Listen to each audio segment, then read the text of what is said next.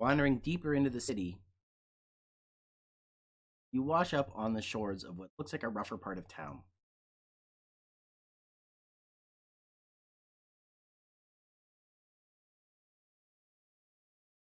Wandering deeper into the city, you wash up on the shores of what looks like a rougher part of town. Comparatively, everything about Alternia is rough, but down here, the streets get narrower, dingier. The buildings are run down. Streetlights flicker, and the patrolling drones look less inclined to serve and protect and more likely to shoot you and claim it was self-defense. You haven't seen any tracks, but if you had, this place would definitely be on the wrong side of them. Again, emphatically, you don't know what you're talking about. Everything you know has been gleaned from exceedingly painful trial by fire, but this looks like the sort of place no one cares about except the people who live there. A noisy group of trolls spills onto the street up ahead, and you quickly duck behind a row of garbage cans. You have recently become gun-shy around groups, especially since most of these guys look fancy and are wearing symbols in varying shades of blue. Not to generalize, but blue bloods are starting to freak you out. Everyone here messes with you, but the higher castes do it with a government sanction. These particular blue bloods all look as lost as you did several friends ago, gazing around in varying flavors of amusement and frustration. They glance nervously between each other and the looming buildings on either side. Well. With a hot joint of adrenaline, you realize you aren't the only person hiding in a pile of garbage. There's someone else. Two someones, actually. What you initially take as one large lumpy troll resolves on second glance into two smaller trolls, a girl and a boy. The girl is clinging to the boy's back like a very greasy sloth. It looks like a pretty precarious position in your opinion. You've recently become an expert in falling down. You're both skinny and stringy. And damn, you thought the smell was from the garbage, but it might be them. LOL. Blue's just busy living their pathetic lives. Walking out of their hives, straight into our trap. Idiots never see it coming. You ask if they mean the trolls out on the street. Probably you should just mind your own business. But when the fuck have you ever done that before? Also, it's nice to see someone besides you getting mocked for once. You kind of want to join in on the mocking. Who the fuck are you? Where'd you come from? A trash creature. Born out of trash, lol. Well, so much for not getting mocked. These two are probably equal opportunity mockers, though. They mock everyone. Kinda like Polypa had been with murder. They keep sniggering. You can't help thinking you're being called out. Take it lying down. You never thought about what a weirdly sexual idiom that is. Regardless, you decide to swallow your protests. Hey, that's pretty sexual also. Thanks, English language. You don't want to start out a friendship with hostility. If you'd had parents, they would have told you that two wrongs don't make a right. You could argue that it isn't worth trying to befriend people who are open with insults, but that's just how people are here. You gotta roll with it or get out of town. And since you literally can't go anywhere, you just roll. And you really, really want more friends. Addiction is a powerful thing. You admit that you don't have a lusus, and that you are pretty used to insults these days. You include an affected shrug to demonstrate just how easily everything rolls off your back. You add in a contrite little kick at the pavement and hang your head, even if you aren't quite sure what you did wrong. LOL, rusty dunks on their own damn self. Don't have to do shit. This can be kind of relaxing for us. The girl turns her weird, spidery face toward you. You should come hang out. Wait, what? You want to hang out with this bottom feeder? They look like a huge drag. I already have enough dead weight with your ass to drag around. Oh man, you really hit the jackpot with these guys. Two for the price of one. To answer your earlier question that you may have forgotten you asked, Kuprum hacked their Palm Hut's GPS to bring them down here. Idiots can't do shit without their fancy tech. The Blue Bloods are all arguing now. Somebody throws a punch. You figure it's a good prank, if a little mean-spirited. Folykl stops yanking at Kuprum's hair and looks at you. Wow, you really are pretty basic. Hey, Kuprum! She gives his hair another yank, like it's reins and he's her horse. Kuprum grins, showing a bunch of big, blunt teeth. He raises a hand that crackles with white-hot energy. Your stomach clenches and your feet leave the pavement just enough for your toes to drag along the ground as you float over to them. For a few seconds, you have zero control over your body. Kuprum lets you go, and you land hard enough on your heels to make your ankles twinge. One of the flickering streetlights shines down on Folykl's face. What you had initially taken as deep-set eyes are actually no eyes. They are black holes in her face. It looks super creepy and also super painful. Yeah, so what? You think I would just have eyes like some sort of normie? You would never accuse her of that. That isn't really a word you have in your lexicon.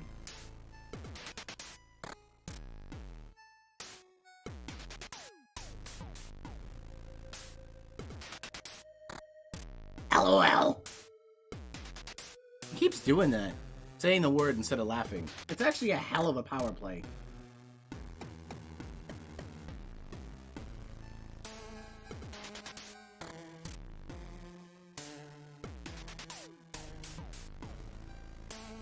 Goddamn idiot doesn't know a case of void rot when they see it.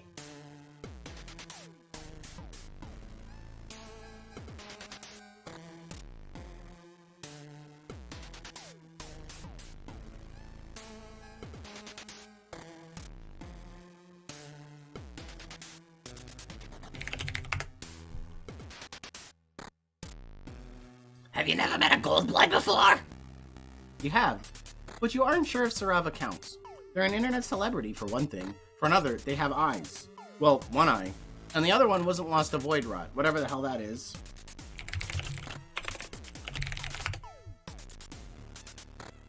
You wonder if that's why she's on top of Kuprum. He's some kind of combination steed and seeing eye dog. Void rot means my body doesn't retain energy like it's supposed to. Just look it up on Gorgle. That means I'm dying, constantly, all the time.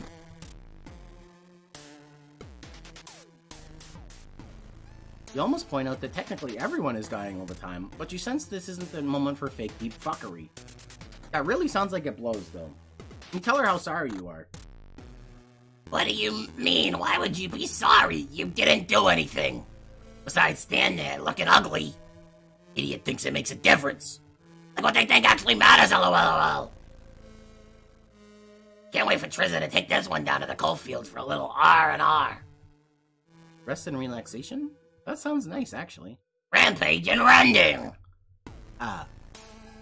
Wow, and here was me thinking we could get through a whole conversation without bringing up precious Trizza. LOL, Trizza rules. I love Trizza. I know, dipshit! You rack your recent memories, trying to figure out if you know what a Trizza is, or who. Trizza? It's basically the third member of this relationship, considering how goddamn horny you are to get a cybernetic tentacles up in you. Wow. What? Is that supposed to make me feel bad? Sounds great, actually. You watch too much Eastern Alternative pornography. It'll be way better than sitting around with you, always sucking me dry. This sure is something you're witnessing right here. It must be that black ROM stuff Zebra had briefly filled you in on. You cock a hip and compliment them on the obviously incredibly healthy pitch romance they got going on here. Because, as everyone knows, there's nothing two people in a lover spat like more than someone interrupting them to spout random bits of cultural knowledge. That separates them. Metaphorically, at least. Physically, Folykl stays clinging to Kuprum's back. Wrong again, fuck bulge. We're pale. So pale. Oh, pale. That's the nice one. The petting one, where you talk about your feelings and then don't have sex. What? You got something to say?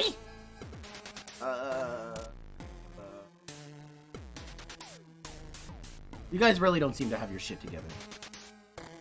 You mentioned, just offhandedly, chill as hell, that maybe they might have a few things they need to work on. No pressure or anything. Just, this is the sort of stuff a helpful friend does. Mention shortcomings and crappy relationship dynamics. Having friends is great. The light glitters on Kuprum's goggles, even as it is sucked into the black hole Folykl's not eyes. You calling me out? You coming into my hive and spouting this shit? You point out that this is a trash heap, though you don't want to judge. He might have a trash hive. It's a figure of speech. Kinda like, go fuck yourself. Both of them look pissed, but Kuprum looks extra pissed. I know what this is. You're out to steal my girl. You really think you can give Fall what she needs? What she craves? He's making it sound like a fetish, rather than a medical condition. Maybe it's both. You really want to come at me, motherfucker? The hairs on the back of your neck stand on end. That's how loud he yells. Or maybe it's the crackles of energy slowly emanating from his pores and building like a sine wave. At first, you think it's just you finally cracking under all the pressure, but it's really happening. The glow of white-hot electricity rolls up his arms and shoulders and into Folykl, where it travels over the length of her body and centers where her eyes should be. She shivers and lets out a short, slightly lewd sound. Her hands tighten in Kuprum's wild hair. Man, you really shouldn't be watching this. You're blushing something fierce. But, okay, you think you get what's going on. A kind of symbiosis. His energy overflows when he gets upset, and Folykl sucks up that energy to treat her Void Rye. He is her giant battery. You remember Sarava mentioning that powerful Goldbloods have a tendency to get harvested for their energy. Maybe Kuprum is one of those powerful psychics. He wishes. Triza's gonna chew him up and spit him out. Then I'm really gonna have to find another sucker to leech off. Folykl is looking at you, considering. Well, you aren't actually sure if she can see you. Definitely not with her eyes, since she doesn't have those. Maybe she's like a cricket. Don't they hear with their legs or some horse shit like that? What? This guy? Please. Sure, why not? I'm getting sick of your shit anyway. Oh god, are they breaking up right in front of you? Folykl crawls down off of Kuprum's back and starts across the filthy alley floor towards you, scuttly and bug-like. And now, instead of yelling, Kuprum is sniggering. Actual laughter, not LOLs. That's a good sign, right? It's great when friends can laugh together. Especially when shit gets awkward. You think you can power me the way I need?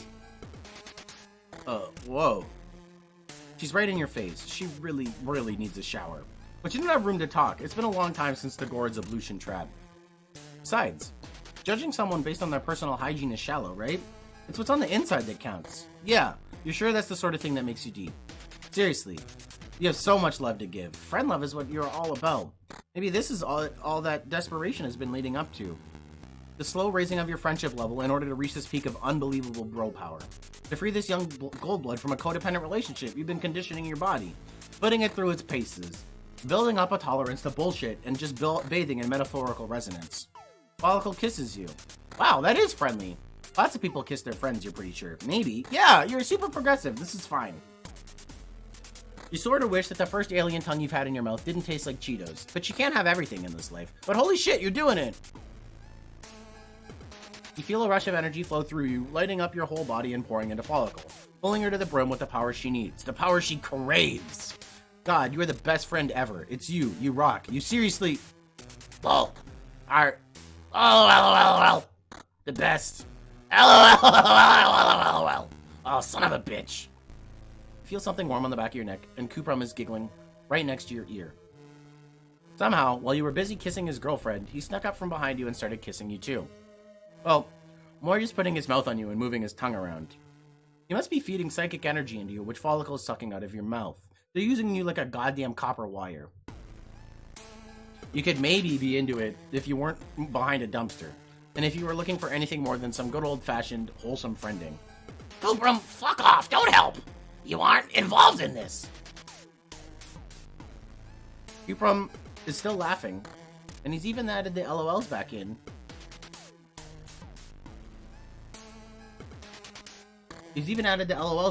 Which you like even less when they're pressed up against your neck. He steps back, and the flood of energy lets up. You go from feeling like a light bulb to feeling like a steadily deflating balloon. Folykl kisses you again. It still tastes like Cheetos, but also like dying. Like your entire body has been placed in a juicer and a giant is squeezing down. Your muscles twitch and drool drips out of the corner of your mouth. Folykl must be the only thing holding you up because when she steps back, you slump to your knees, then down onto your side. Your fall is broken by some old rotten fruit. Cool. Folykl stands silhouetted against the streetlight in all her greasy glory. Thanks, Normie. That'll hold me for maybe like the next 15 minutes. A fog closes in on you as you lie on that filthy pavement. Is it the fog of death, or just impending unconsciousness? You don't know. One thing is for sure, though. It is not the fog of impending friendship. Oops.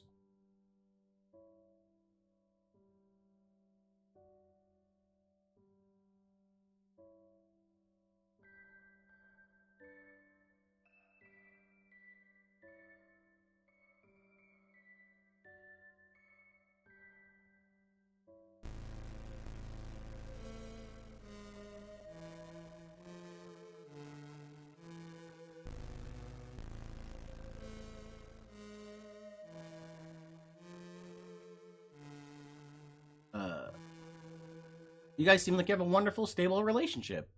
Right? How'd you understand? You don't feel great about this. It's not cool to tell lies, especially not to your new friends. But it's also not cool to neg your rad new friend's relationship, especially when you don't know how the fuck any of this stuff works. Honestly, you should probably come up with some sort of mnemonic for just how little you know about anything at all. You don't know what that means. YDKWTM? You'll workshop it. Well, you actually seem okay. Obviously a huge normie freak, but okay. You wonder what kind of people Kuprum has been hanging out with if he thinks you look normal. At this point, you're, dressed in a bathrobe, sunburned, slathered in sparkly lotion, and probably a bunch of other stuff you can't remember right now. His friends must look really wild.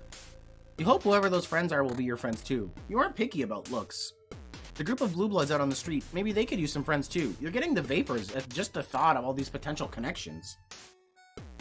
You start around the dumpster to find out. Kuprum grabs the back of your shirt. Where do you think you're going? Idiot tries to make decisions for themselves. The decisions are bad. Nobody is fucking surprised. LOL.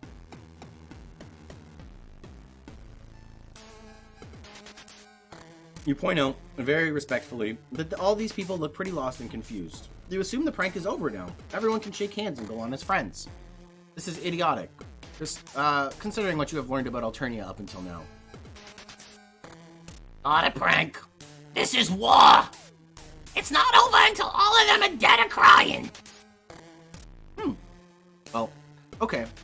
As long as you aren't the one dead or crying. None of the high bloods look too close to doing either, though. They are standing in a clump in the center of the street, nervous but fine. This is just a minor inconvenience, like a flat tire or a spilled cup of coffee. They had been lured into the slums by some greasy nerds, but Folykl and Kuprum don't seem to plan on doing anything besides watching and giggling.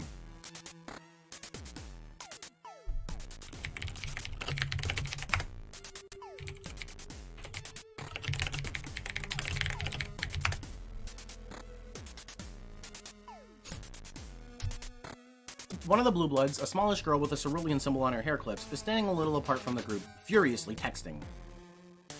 That feel when dirty blue blood girl starts losing her cool. Should've known one of them would crack. You aren't sure what's going on. Yazwig. Still not great. Wrigley is calling the damn drones. Usually high bloods wouldn't go running to them like that. Don't want to admit, low bloods got one over on them. When you get owned, fucking own it. That could go on a t-shirt. Folykl and Kuprum seem bummed that their prank is going to end so fast and with so little damage. But isn't that the point of a prank? That everyone gets out of it relatively unscathed? Anything more and it becomes an assault. Overhead there is a whir and a clank. Loud, but not loud enough to prepare you for the damn flying bus coming in for a landing out on the street. Holy shit! You don't think you've ever been so excited about public transportation. You are confident that continuing a ramble across this alien world is the best thing for you, but gosh, it would be nice to rest your feet for a little while.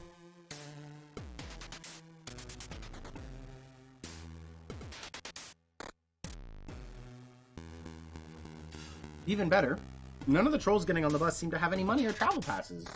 Perfect. You don't have any of those things either. You start around the trash pile again, and this time 2 pairs of hands grab onto the back of your shirt. Dude, where the hell are you going? You quickly explain that you want to catch the bus before it takes off again. You have no idea how long it will be before another arrives. Folykl and Kuprum look at you like you're crazy. Well, Kuprum looks at you and Folykl looks kind of off over your shoulder. Can you call it looking if someone doesn't have eyes? Listen, I know we make jokes about the intelligence of everyone around us. It's just our thing. But are you actually mentally handicapped? You can't just get on a chartered scuttle buggy. That's for cerulean up it. And up. Maybe teal if they got a death wish. Ugh. This damn hemospectrum thing again. You really need someone to sit you down and explain exactly how all of this works. Preferably without calling you an idiot the whole time. Or hitting on you. It just seems so arbitrary. At least the oppressive power structures of your planet make sense. Well, no they don't, actually. But you're used to them, which makes them much better and more acceptable. You hang back as all the blue bloods get on the bus. It occurs to you that even though it was their prank that had lured the blue bloods down here, Folykl and Kuprum had to watch it all unfold from behind a dumpster. They don't dare do anything head on. Not that you support just randomly attacking people in the street, But it is kind of fucked up that only a certain kind of violence is acceptable, aimed in a very specific direction. Judging from how easily Kuprum picked you up with his brain, he could hold his own in a fight no problem. The bus takes off, blasting a backdraft that rattles the empty cans and crumpled bits of garbage in the gutter. Stillness descends on the alley. Wow, that was anticlimactic. Kuprum said they were calling the drones, but a bus came instead. Maybe calling the drones can mean a whole bunch of things, like calling 911 can be to report a robbery, assault, or someone's leg falling off.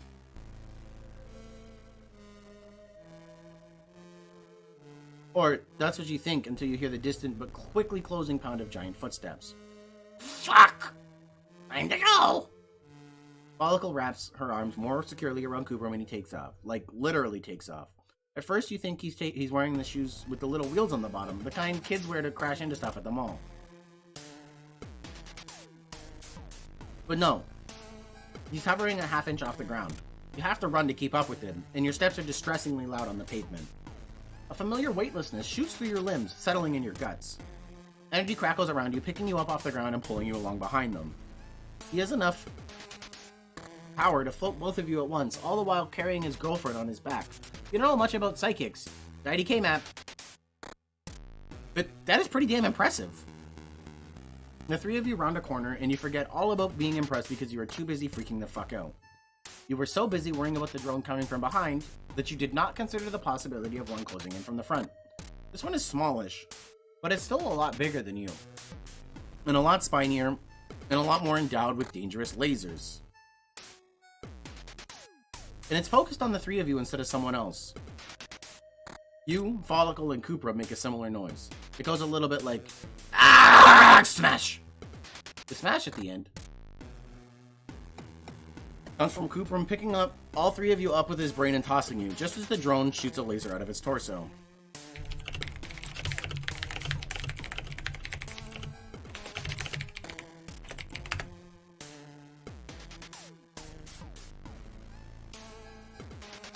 It blasts into the pavement where you'd been standing into craggy, smoking chunks. You tumble feet over ass into the alley wall.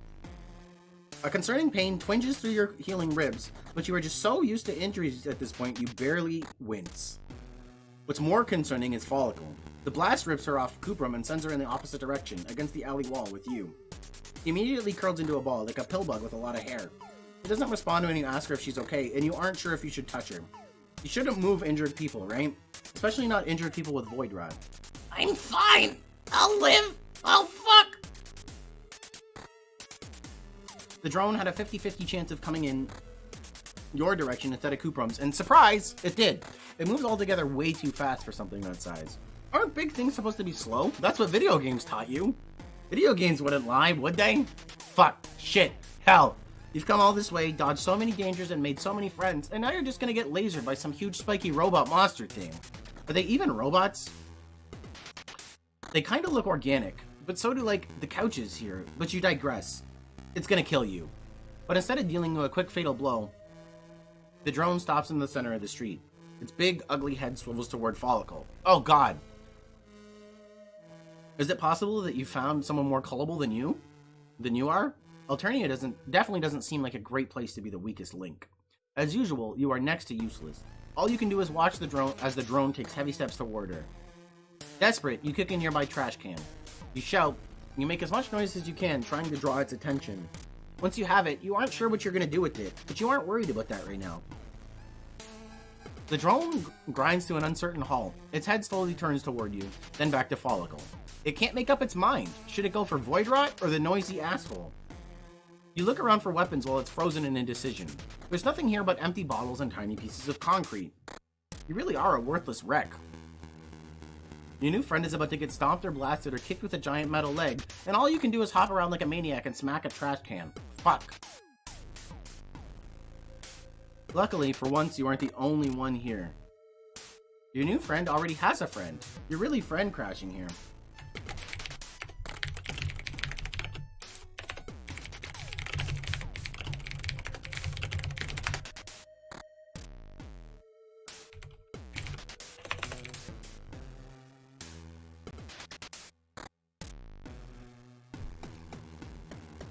Kuprum doesn't screw around. He rises up on a wave of crackling power, attacking the drone by, well, basically just by putting his hands on its big ugly head and discharging as much energy as possible, frying whatever brainstem the thing has.